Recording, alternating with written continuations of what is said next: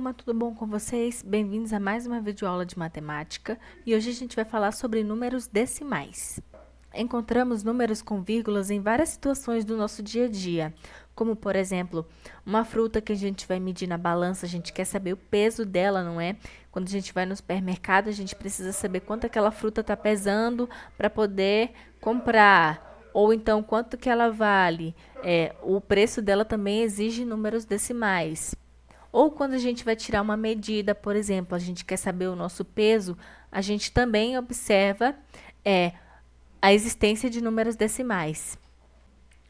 Os números 0,1, 0,06 e 11,8, por exemplo, são números decimais. Nessa representação, verificamos que a vírgula separa a parte inteira da parte decimal. O zero representa a parte inteira, que fica antes da vírgula, e o número depois da vírgula representa a parte decimal. No caso aí, é o 2. Vamos agora falar sobre a leitura dos números decimais, né? Como é que a gente fala esses números no nosso dia a dia? Utilizamos o décimo quando existe um número após a vírgula. Por exemplo, 0,2 décimos. Utilizamos o centésimo quando existe dois números após a vírgula. Por exemplo, 0,45 centésimos. Utilizamos a palavra milésimo quando existem três números após a vírgula. Exemplo, 1,152 milésimos.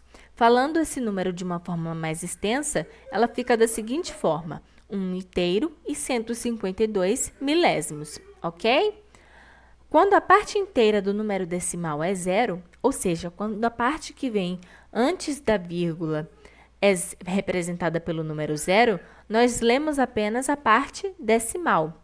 Exemplo, 0,25, a gente diz 25 décimos, anulando o número zero nesse caso, ok? Vamos entender agora como os números decimais são representados pelas frações decimais. Nós temos aí alguns exemplos de números decimais e vamos começar com o 0,2, que no caso é o 2 décimos. Esta é a representação fracionária dos 2 décimos. É como se o 2 fosse dividido em 10 vezes e o resultado disso é o 0,2. Por que ele fica com essa forma, professora? O 10, pessoal, é como se tivesse uma vírgula ali entre o 1 e o 0, onde o 1 representa a parte inteira e o 2 representa a parte decimal. O 0, na verdade, representa a parte decimal. Vamos fazer a mesma coisa com o nosso número de cima, o 2. Vamos correr a vírgula para a esquerda do 2, né, já que estamos fazendo o processo inverso, ficando então o 0 representando a parte inteira e o 2 representando a parte decimal. Eu corri apenas uma casa da vírgula para a esquerda. Como 0,05 centésimos será a mesma coisa, só que a representação dessa fração é 5 sobre 100. Percebe ali que eu corri, olha, duas vezes a vírgula, porque representa o 1 é como se fosse a parte inteira e os dois zeros a parte decimal? Mesma coisa, olha.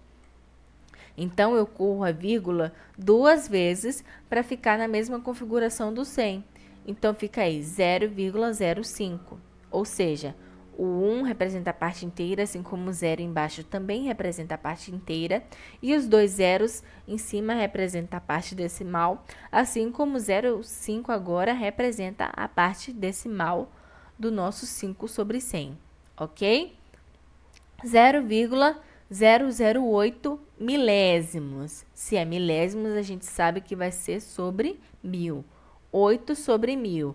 Corri a vírgula agora para a esquerda 3 vezes. Percebem?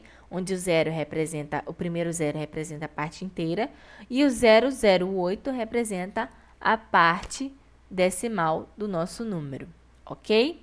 Então, é isso, pessoal. Eu espero que vocês tenham entendido. Um beijo, estudem e até a próxima.